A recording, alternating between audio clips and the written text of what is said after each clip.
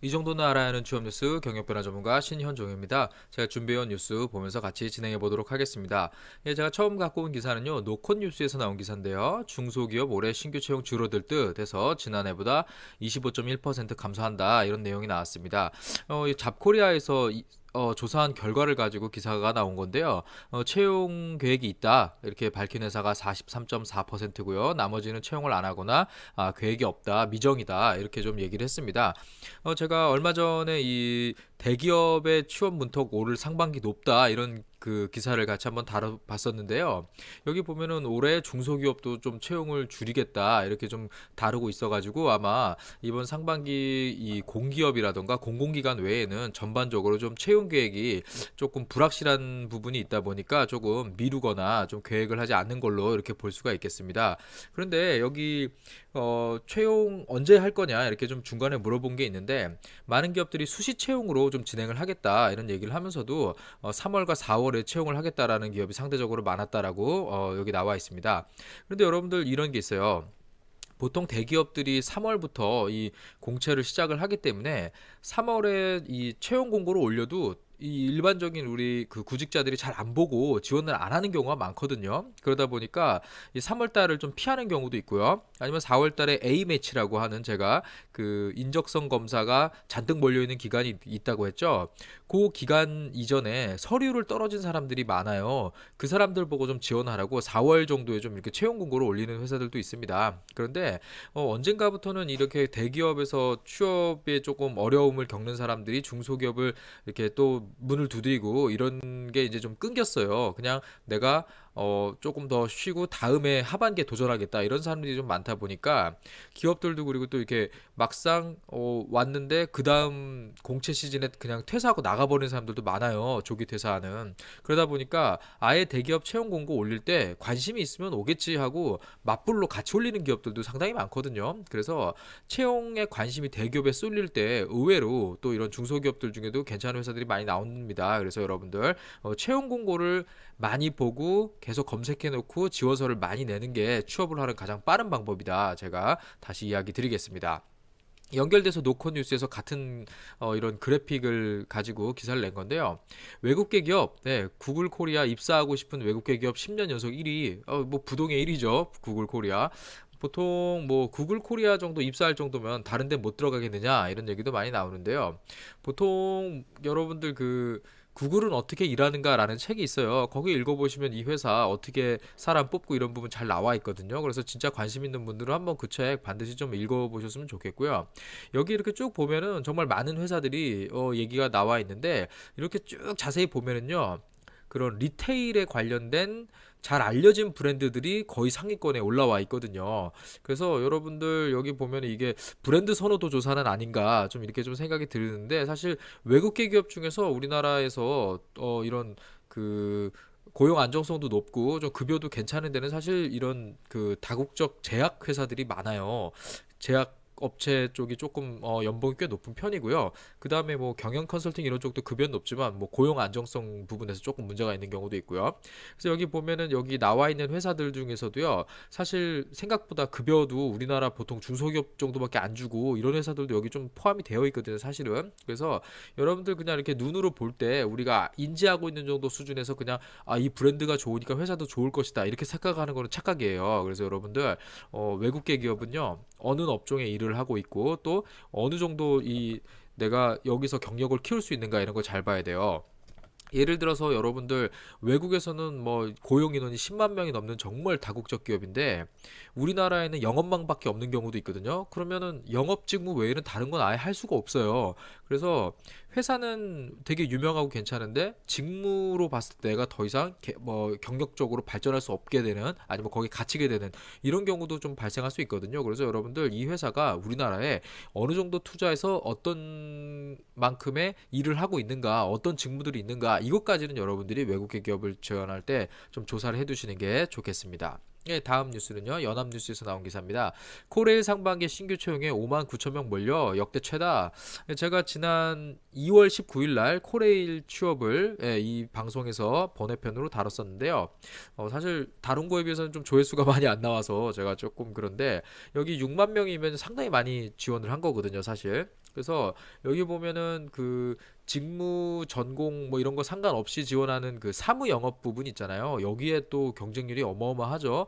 그래서 75대 1이라고 나왔지만 자세히 보시면요. 일반 공채 198대 1이에요. 이거 정말 어마어마한 숫자거든요, 사실은.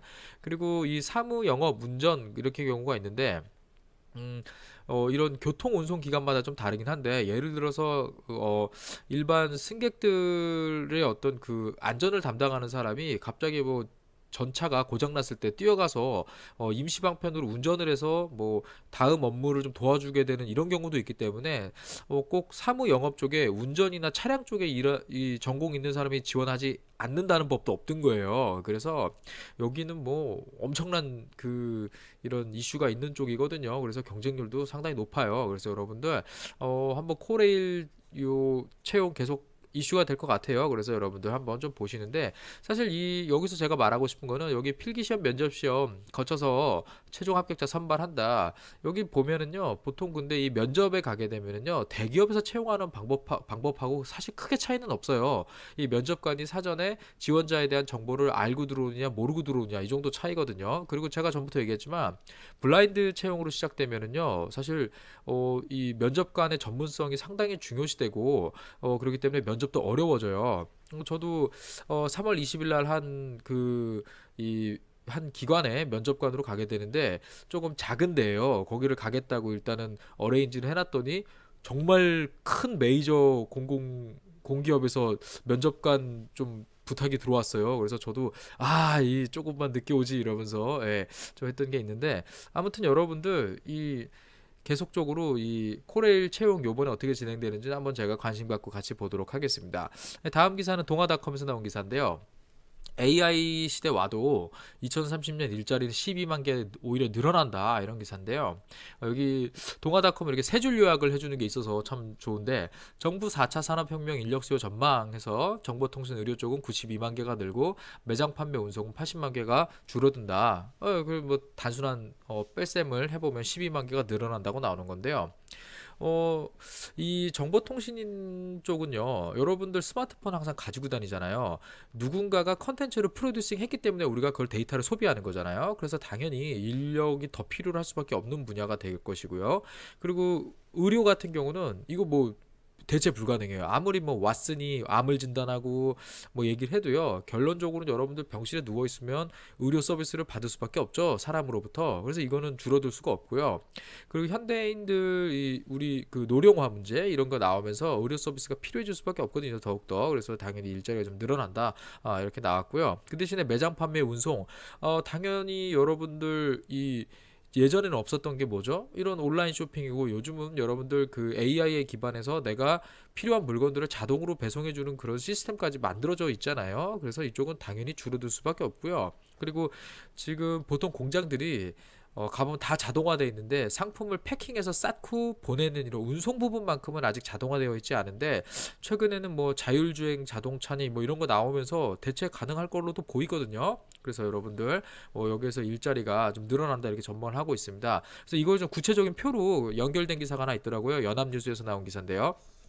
4차 산업혁명에 따른 직업별 취업자 수 전망에서 보건사회복지가 매우 늘어날 거다 이렇게 여기 전망을 하고 있죠. 여러분들 이 노령화 문제도 있고요. 어떤 가족의 해체 이런 부분이 있다 보니까 보건사회복지 분야는 당연히 늘어날 수밖에 없어요. 그래서 이런 뭐 인구 문제에 따른 부분이다 이렇게 볼 수가 있겠고요. 그것도 저걸 누가 대체해 줄 수는 없잖아요.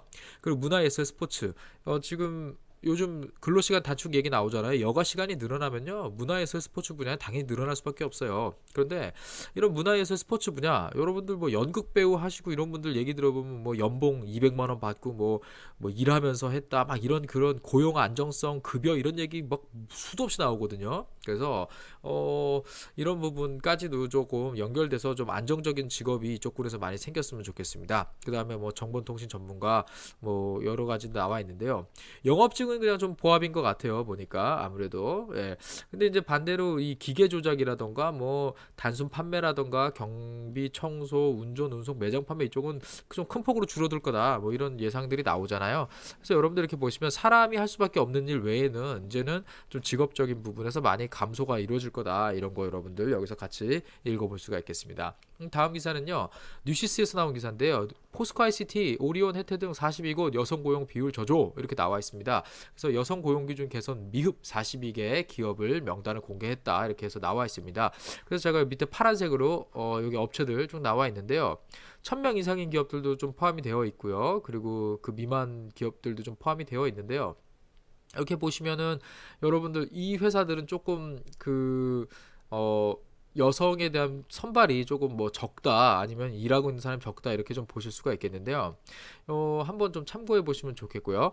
여러분들 이런 부분이 있어요. 보통 대기업들 뭐 남자 직원과 여자 직원 선발을 얼만큼 하는지 비율이 궁금하다 이런 질문을 사실 현장에 가서 하는 친구들이 꽤 많아요. 그런데 저는 이 방법을 꼭 쓰라고 해요. 여러분들 보통 사보라던가 아니면은 이런 홍보 자료를 통해서 올해 뭐 입사한 친구들 뭐 이렇게 뭐 화이팅하는 장면이라던가 아니면 뭐 촛불 들고 이렇게 서 있는다거나 아니면 또 제가 아는 친한 후배가 상당히 큰 그룹의 인사팀인데 이 친구가 어디 이렇게 모래사장인데 데리고 가서 맨발 벗고 왜 이렇게 공중에 점프하면 이렇게 찍는 사진 이런 거 있잖아요. 왜 이런 거 그런 거를 찍어갖고 이렇게 보도 자료로 쓰더라고요. 저는 그런 사진 나오면요 무조건 달라고 그래가지고 저는 딴 거 안 봐요. 세 봐요. 예. 40명 있으면 남자 몇 명, 여자 몇 명 세 보거든요. 그러면 딱 그 비율 나오거든요. 근데 그게 재밌는 게 매년 받아보면은요, 매년 그 비율이 거의 고정되어 있어요. 참 이게 참 웃긴 건데. 그래서 여러분들 실제로 내가 관심 있는 회사에 어느 정도 사람 뽑는지 궁금하다. 그리고 거기에 성비가 좀 궁금하다 그러면 구글에 검색해 보세요. 나오거든요. 그래서 여러분들 그 정도 수준에서 한번 체크해 보시면 되겠습니다. 다음은 SR타임스에서 나온 기사인데요. 인공지능 면접관이 지원자 표정과 맥박, 어휘 사용 등을 분석한다. 제가 전에 에이브릴 다뤘죠. 이번에는 마이다스 IT에서 나온 프로그램까지 여기 좀 소개를 하고 있는데요. 뭐 SK나 롯데 쪽에서는 지금 AI 자소서 평가 시스템 도입을 한다고 하죠. 그래서 사실 이런 거는 글이기 때문에 자연어 검색에 대한 분석 능력만 AI가 갖고 있다면 이제 늘릴 수 있거든요. 그리고 이전에 퇴사했던 사람들, 성과가 좋지 않았던 사람들이 썼던 자기소개서나 그 사람들이 입사했을 때 자료와 연동해가지고 비슷한 패턴을 발견해서 떨어뜨릴 수도 있거든요. 그래서 이런 게 앞으로 계속적으로 효율성이 높아지는 그런 시스템이 될 거라고 저도 보고요. 그 다음에 마이다스 여기 대표님이 참 뭐 이런 학회나 이런 데 오셔갖고 강의 정말 많이 하시거든요. 그래서 저번에 이 대표님께서 뇌와 관련된 그런 HRD 경력 개발 관련된 강의를 하시는 걸 제가 들은 적도 있거든요. 근데 여기 보면은 이제 HR과 관련된 쪽에 좀 많이 투자를 하시더라고요. 그런데 여기 보면은 뭐 분석을 하는 거를 이제 자사 평가 시스템을 도입하겠다. 아마 좀 데이터가 쌓이면 이제 일반 판매도 하고 이렇게 좀 확대를 해 나가겠죠. 예, 이런 부분 계속적으로 확대되고 있는 거 여러분들이 보실 수가 있겠고요. 그 다음에 뭐 G사트 상식 영역 폐지한다, 뭐 HMAT에서 역사 에세이 폐지한다 이런 거는 전에 제가 한번 다룬 적이 있죠. 그래서 기업들이 조금씩 바뀌고 있는 게 보여요. 그래서 예전에는 이런 트렌드가 한 3, 4년에 한 번씩 조금 바뀔까 말까 그랬는데 요즘에는 이런 바뀌는 폭이 거의 뭐 매년 바뀌는 것 같아요. 그래서 여러분들 바뀌는 부분은 꼭 미리 챙겨보시면 좋겠습니다. 네, 그 다음 마지막으로 제가 좀 갖고 온 거는요. 이런 기사들을 제가 뽑다 보면은요. 광고가 사실 되게 많아요. 그래서 여기 오른쪽에 보면은 이거는 저랑 상관없는 겁니다. 그냥 여러 기업 그냥 광고만 제가 한번 갖고 와 본 거예요. 그런데 여러분들 제가 그냥 이런 취업 관련 광고가 이런 뉴스에 상당히 많이 끼어 있거든요, 사실. 근데 이런 걸 보고 좀 알아야 될 팁을 몇 가지 좀 전해드릴게요. 저도 2009년부터 2014년까지 저도 이 1대1 취업 컨설팅 업체를 했던 사람이기 때문에 뭐 이런 부분에 대해서는 여러분들한테 조금 조언을 드릴 수가 있을 것 같은데요. 일단 교재 광고가 상당히 많은데 여러분들 아주 이름값 있는 회사에서 나온 교재 그러면 뭔가 되게 있어 보이는데 실제로 그렇진 않아요. 그래서 여러분들 여러 교재를 많이 사기보다는 한 권 사서 그거 잘 풀어보는 게 좋습니다. 그리고 보통 여러분들 대학생 수준에서 할 수 있는 정도 수준이 나오지 정말 어렵게 어떤 지적 능력을 평가하는 직무적성 검사는 많지 않거든요. 그래서 여러분들 뭐 이런 거 잘 참고해 보시고요. 기업별로 다 나오잖아요. 그런데 사실 여러분들 기업별로 다 나오는 게 다 사서 볼 필요는 없어요. 하다 보면 대충 이거 비슷한데 이런 거 알게 되거든요. 그래서 여러분들 뭐 너무 많은 책을 사서 기업별로 풀어보는 거는 뭐 그렇게 도움이 되지 않는다. 그리고 인적성 검사는 검사예요. 시험 아니거든요. 그래서 이거 뭐 수능 시험처럼 만점 받는 사람이 합격하고 이런 거 아니에요. 그래서 여러분들 다시 한번 생각을 좀 해주시면 좋겠고요. 그 다음에 학원 광고가 좀 많은데요.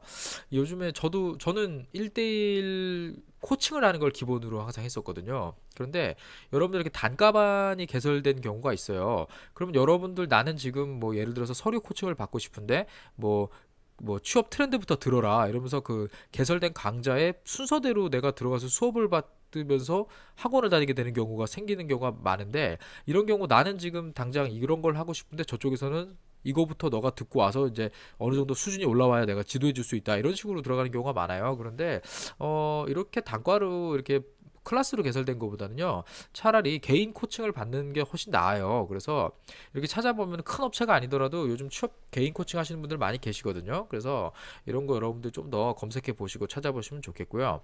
그 다음에 학원을 선택할 수도 있고 강사 네임 브랜드를 보고 갈 수도 있는데, 보통 강사 네임 브랜드 하면 제가 밑에 4번에 인사 담당자 대기업 출신인가만을 여기 따지는 것 때문에 얘기를 하는 건데, 학원에서 어떠한 솔루션을 갖고 있는 곳은 없어요. 사실은 강사가 가진 역량, 그리고 그 사람이 가지고 있는 경험, 경력, 이것들이 보통 녹아들어서 이런 학생들한테 전달이 잘 되는 부분인데, 일단 학원은 그냥 플랫폼만 제공하는 곳이지 이 학원을 믿고 갈 필요는 없거든요. 그래서 강사분들의 네임 브랜드를 좀 보시는 게 차라리 좀 맞다라고 보는데, 이런 강사분들 보면은요, 사실 다 인사 담당자가 다 대기업 출신이다 이렇게 얘기를 하는데, 여러분들 이런 채용에 대해서 특정 직무 출신에 있는 사람이 그쪽 직무와 관련된 걸 내가 도와주겠다라는 게 오히려 더 설득력 있지 않을까요?